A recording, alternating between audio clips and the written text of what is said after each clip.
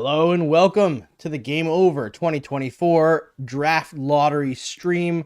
We're going to bring in our amazing analysts tonight from Calgary, Peter Klein, from Ottawa, Charlie Arsenault, and Maude Schoblocher. Let's welcome them all in with our brand new little overlay that has our Twitter accounts linked. How's everybody feeling so far? Pretty good. Feeling Just good. hoping it's not Yeah. Chicago. I guess I'll direct questions to one person from now on. All right, let's start with Calgary. Prime time. Let's hear it, Peter. How are the Flames feeling? How are the Flames fans feeling tonight heading into this draft lottery?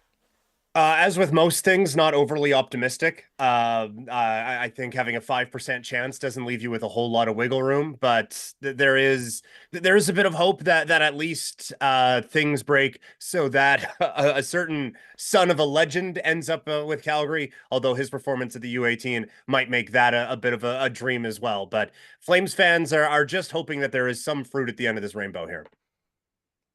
Mod, what are the Ottawa Senators looking for in this draft? You know they're out of the rebuild according to their own former management. Can't seem to take the next step. What do the Ottawa Senators need out of this draft? It's tough. I would say just best player available at whatever pick they end up drafting because I feel like we need depth at every position when it comes to the prospect pool. If I had to pick personally, I would say we need some like elite goal scoring talent. Uh, don't know if we'll be able to find that if we stay at 7 or drop any farther. So it should be interesting.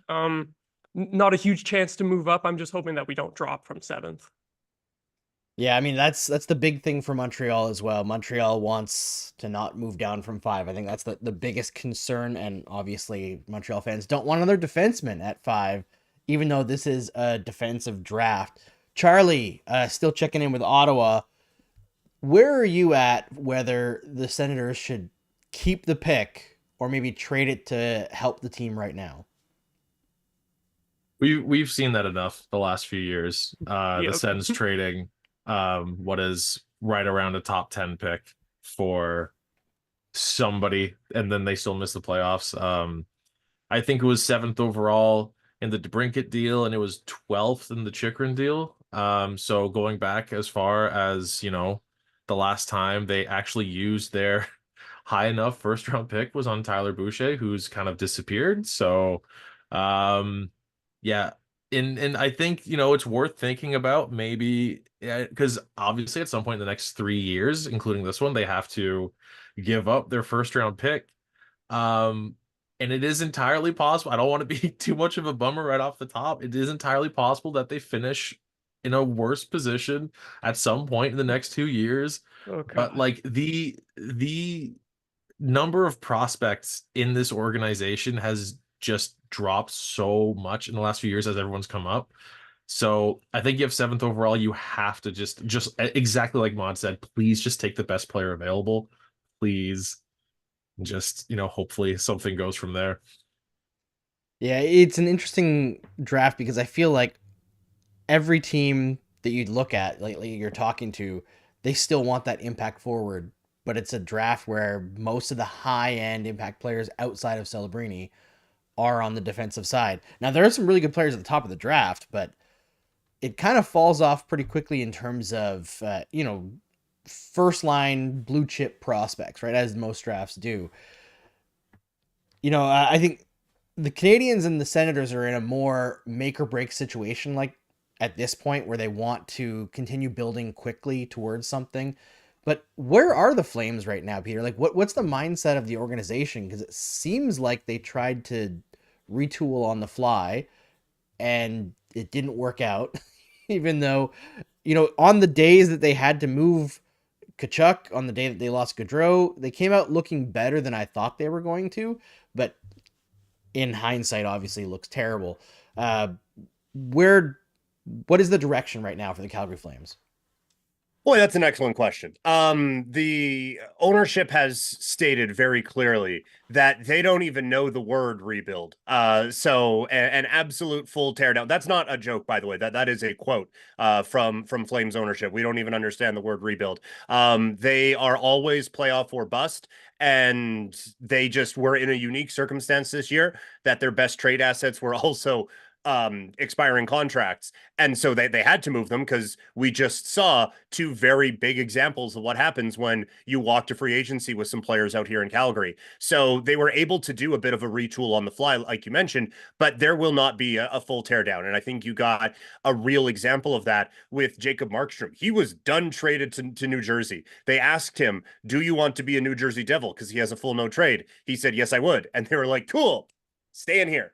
So that was an ownership call from all reporting that they just said, nope, we think this is a team that can compete for the playoffs, and he is a big part of that. And he was right pissed about it. So this is an organization that I think probably understands that it might take a bit of a dip, but a full teardown, no. They are going to need, if they're going to get a player like a Celebrini or anyone like that, they're going to need the ping pong balls to bounce in a way that they don't normally.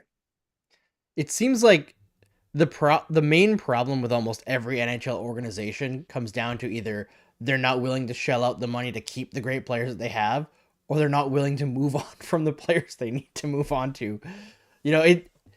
It's weird that it's so simple, but there's a ton of analysis that goes into it, but I can't think of any organization that has a bunch of players in their early 30s and is like, yeah, we're going to go for it. And there's like no superstars in there. There's no big influx of prospects coming in the organization. They're basically committing to spinning their wheels. Mm-hmm. Yeah, which has been the story basically my entire lifetime. And while it was an amazing run in 2004 en route to falling in Game 7, although a lot of people will say it was in Game 6 with Marty Jelena on a wraparound try, but that gave this organization those tasty playoff dollars, and this was a rabid fan base that was coming out of the Young Guns generation, and so they were ready to spend everything. But it has now been just get in the playoffs and see, because that was not a juggernaut. They were a 6 seed, upsetting Vancouver, and then the President's Trophy winners with Detroit, all thanks to Mika Kiprasov being a literal robot for a couple of months and leading that team to victory. And ever since then, it's just squeak in. And if you get into 7th, who knows what can happen? So that's why you get signings like Tony Amonte and Owen Nolan and Olli Jokinen, all classic Calgary Flames.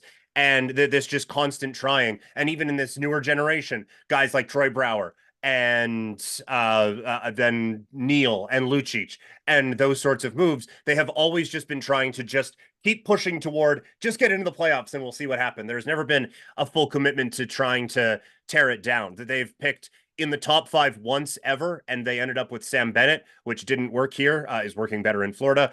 They had a top 6 pick, and that ended up being Sean Monahan, who is a great Flame, but that led to exactly one playoff series win. So they have been very hell-bent on being mediocre and very committed to being mediocre for a very long time, and it has rubbed a lot of Flames fans the wrong way. This is a fan base ready for a full teardown, but they're not getting it right now.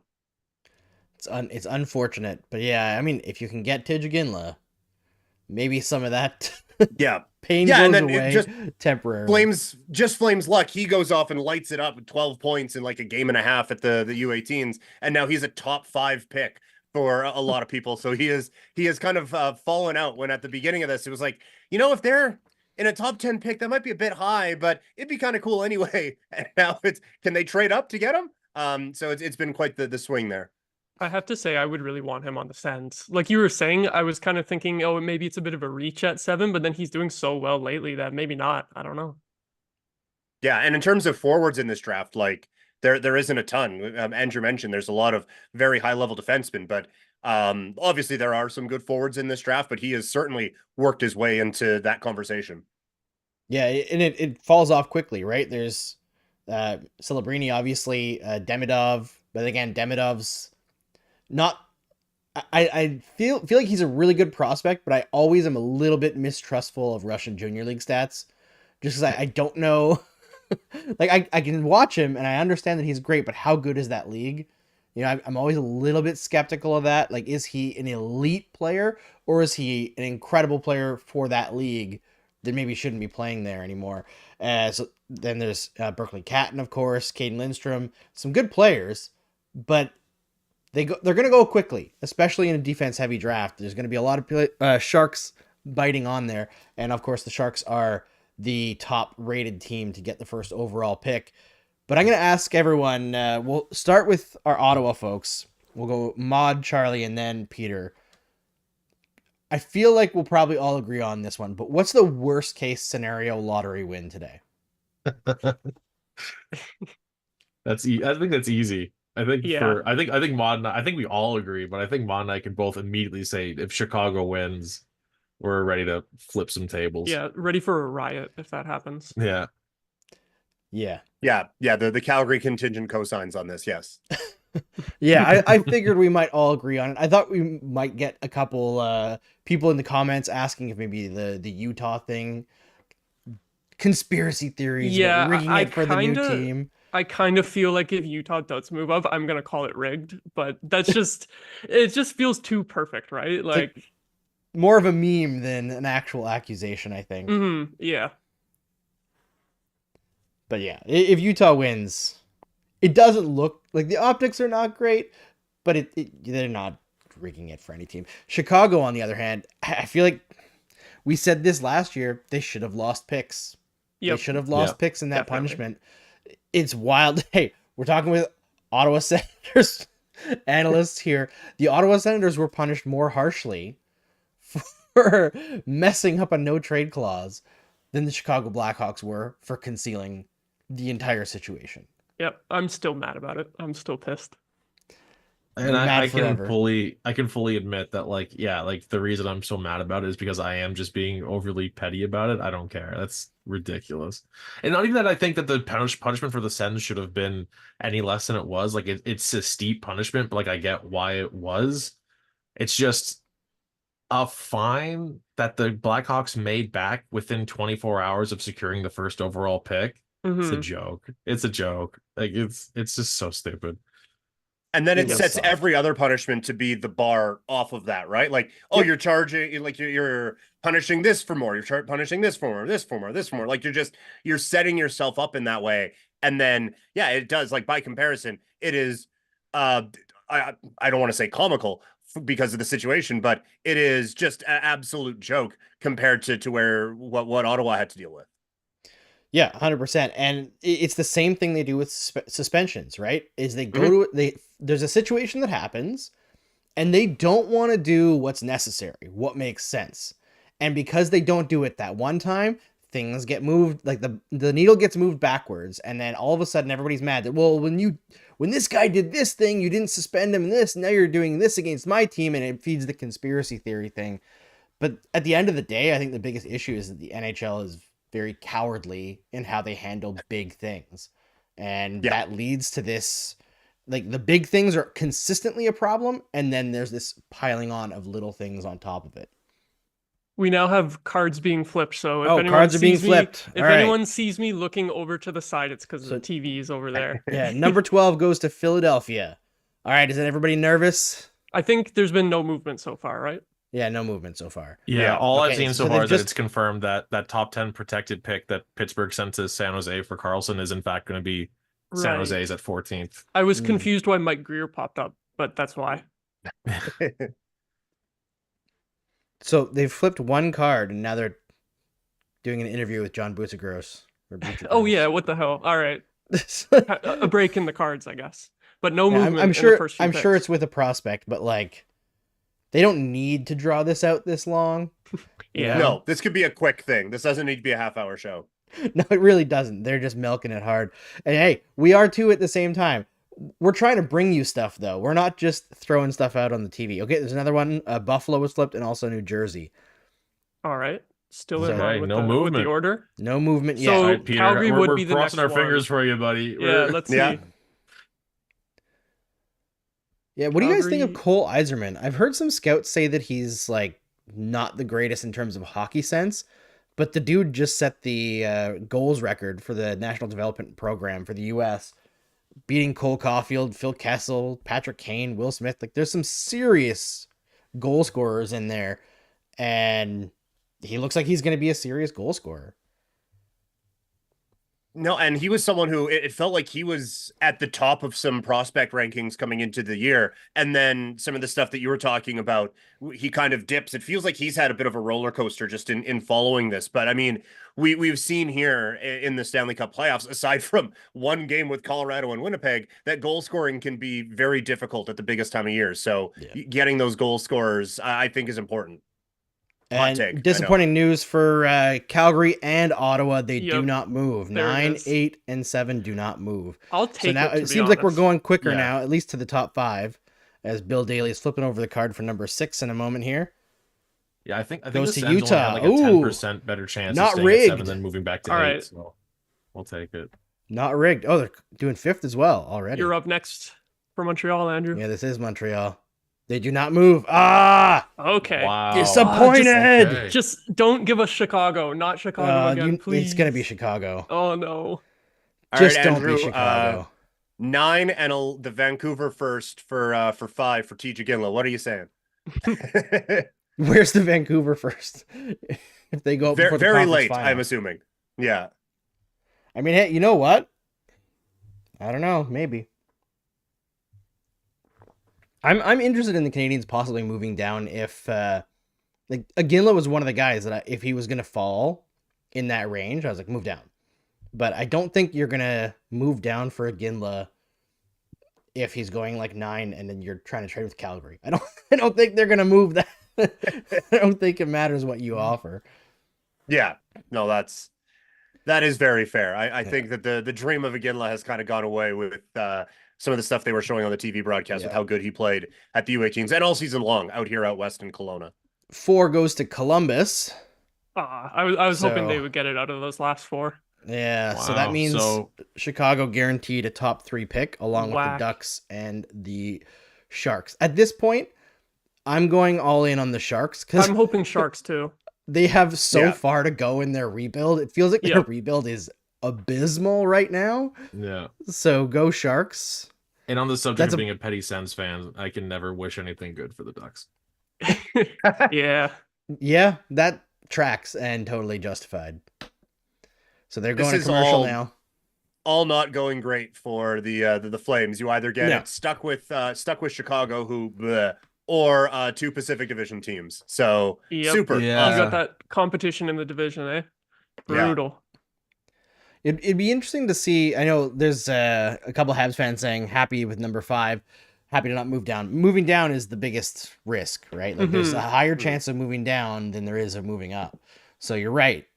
Be happy with what you have, I guess. As they say at the daycares, you get what you get and you don't get upset. Unless you see Chicago get it and then you get really upset. 'Cause Yep. that's That's what we're the gonna do. only bad outcome at this point. Like, Yeah, we'll all Everything get else would full be pretty upsetty chill. spaghetti. mhm. But yeah, I mean, what can you do? You can't control this stuff, right?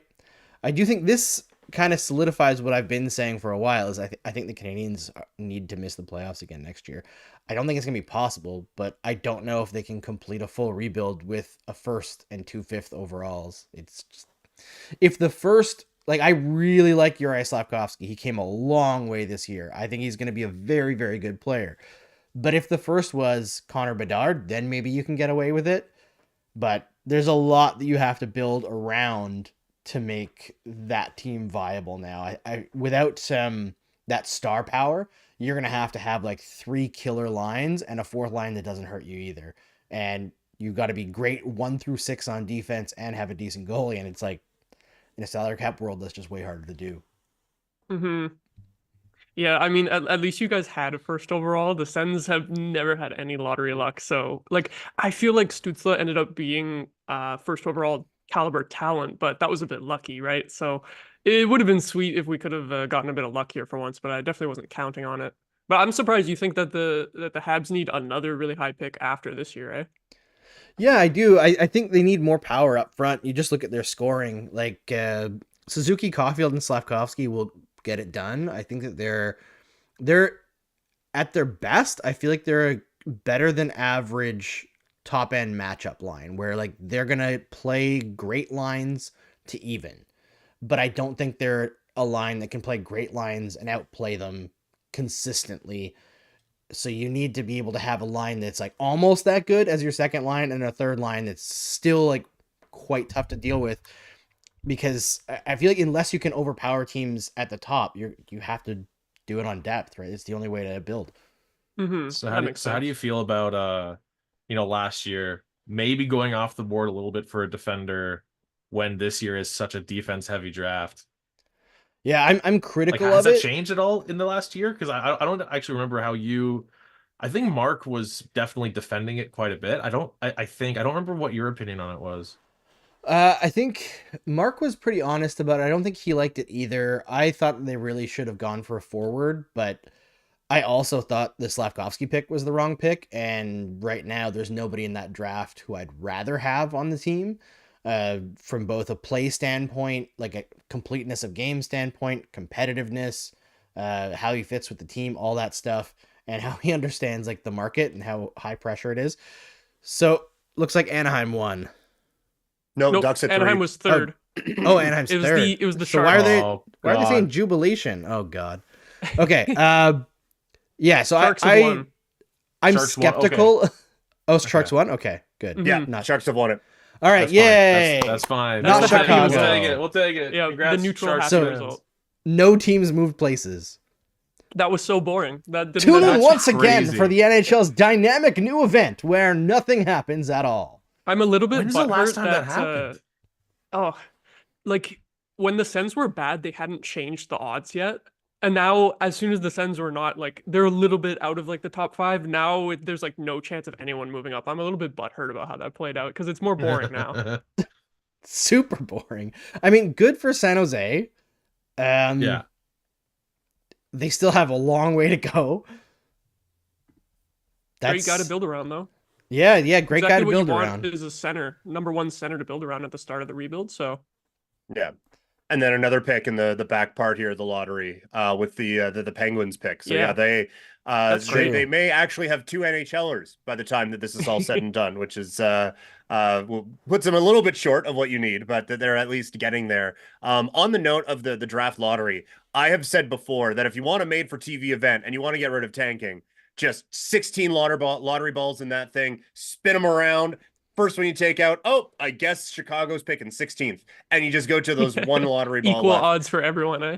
Exactly. Yeah. Holy Yeah. crap. You want to get rid of tanking, and I would watch the hell out of that. So That was Gary so Bettman, wild. my Twitter handle is at the bottom there. Just go find me. Yeah, I know there was this a lot of people in the analytics community push for that gold draft model as well, and I guess the PWHL is trying that, right? I believe I read something like that. Yeah, it ended up being a little weird how it played out this season was that only 2 teams don't make the playoffs, right? So New York was eliminated with a few games to go, and then Ottawa didn't get eliminated until the very last game. So they had no chance to even accumulate any points for that, and New York got it locked up pretty quickly. It's a little funny in a 6-team league. There can't be too much movement that happens with it, but if they did that in the NHL, I think it would be really interesting. Yeah, I am skeptical of it just because maybe I'm just not fully understanding it, but it seems like you would have an advantage in being eliminated early and then Yeah. having like a late season surge. Mm-hmm. But wouldn't So that... it would Sens favor recipe, the baby. teams. It is the Sens recipe. No wonder I like it. No wonder you guys love it. But I feel like my question is like, doesn't that disincentivize trading players at the trade deadline? Potentially. I guess it depends on if the players are still under contract, because usually that's the big factor, is whether or not a player will want to re-sign. That's a good point. Yeah, I'm really open to trying a lot of different stuff with the draft because let's face it, that was terrible. That like I was talking to you guys and that was fun, but keeping an eye on the thing, it was so boring. Like, well, and I know Avery says in the chat, like, get it out of the TV studio. Like it's in this big cavernous thing. Mr. Electricity, Bill Daly, revealing all of the things. Like it's just it's cool that we get to see Pat Verbeek sit there like a gargoyle and not make a move when his team gets third. But like when you do the NBA one and you have the players that are like representatives there reacting and all of that, and it's this big crowd moment, that there's at least something there. In this one, it's just this lifeless thing that they're doing just to fill some time. Yeah, it's tough. I want to, you know what? I almost want to combine your idea, Peter, with something that would never work and would be so mean to every NHL organization looking into drafting. But do the picking of who gets the first to 16th pick or 14th pick. No, it's 16 teams now that miss at the draft. You don't even know. Yeah. You don't even know. Wow. Like, you better do No your prep. Oh due my diligence. You're finding out tonight. Have your full draft board ready. That's how you know. That would be insane. Imagine the deals that would happen. Like, you find out, you have like 10 minutes. Yeah. Have it as it goes on, like the first pick. All right, Celebrini. All right, who's second? Let's see who it is. Bring it out. Oh man, that 3-minute counter chaos. would be feeling a lot faster with that. Yeah. Oh man. Well, thanks for joining us tonight. I hope that we made it a little bit more fun than the broadcast, which was pretty tough. And if you don't know about the Sens or Habs or Flames, maybe you learned a little bit more about them tonight. Make sure you subscribe to the Game Over Network, where you will find big event shows like this all season long next season, and check out the Calgary or Game Over Calgary, Game Over Ottawa, and Game Over Montreal pages. They're all linked in the description of this video, and you can also find them at the Game Over Network YouTube channel. Just scroll right to the bottom. Thanks everyone, especially for joining us here as we're trying to relaunch. It really does make a difference. We can feel your support, and like, there's people who have subscribed to the Game Over Network channel, and then I get like 5, 6, 7 more emails as they subscribe to every channel on the network, and I just can't say how much I appreciate that kind of support and how much I appreciate all the people from Game Over who've come back and worked to make this playoffs like quasi relaunch function. It's going to be a wild ride, and I can't wait to show everybody what we have going forward next season. It's going to be really cool. It's going to be really different. So from Game Over Montreal, Calgary, and Ottawa, we bid you good night.